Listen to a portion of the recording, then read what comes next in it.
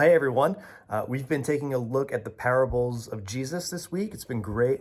There are these short stories that sometimes almost seem like riddles that Jesus would use to teach important lessons. And sometimes they can be a bit confusing. So it might make you ask, if his teachings were so important, why cloak it in parables? Why not make it more clear?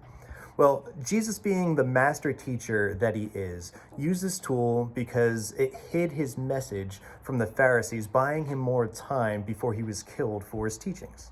But also, it allowed people that had open minds and open ears and open hearts to hear the message and to grow in understanding. It provoked imagination and invited people to see what God was doing all around them from a new perspective.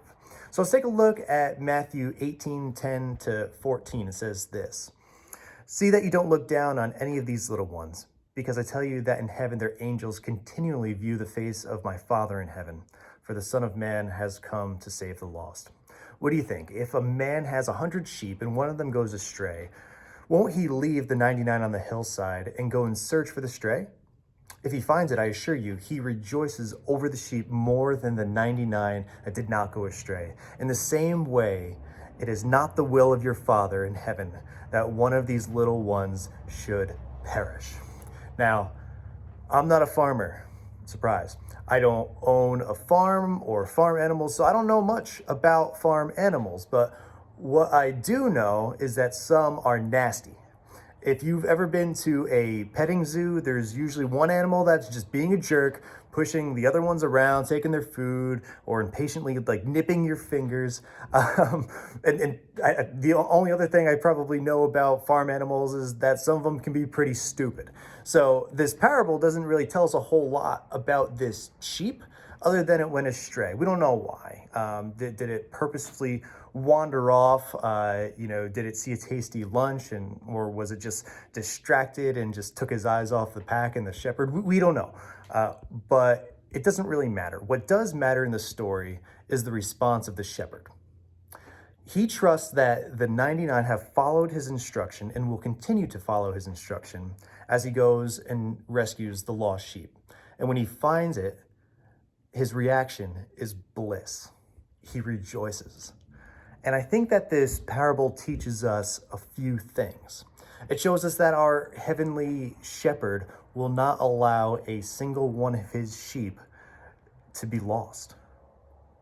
And also that he's constantly pursuing us. What an amazing truth. I think that this parable also shows us that God is generous in his mercy to everybody. We see that same lesson in the parable of the workers that are all getting paid the same, even though they work different amounts of hours. Our God is a generous God. So real simple for today. Let's just take a moment and be reminded of these promises and of the love of our Father. Let that be the focus of your day. Let that set your focus on him and the things of him, the things of his kingdom. And let's just move in that way together today, and just trust that he's good, trust that he's got a plan, and that he's going to use everything that's happening in our lives and the things around us for his glory. And what an incredible honor to partner with him in his work as he's doing that. So hope that's encouraging. Looking forward to worshiping together tonight for Worship Wednesdays. Be well.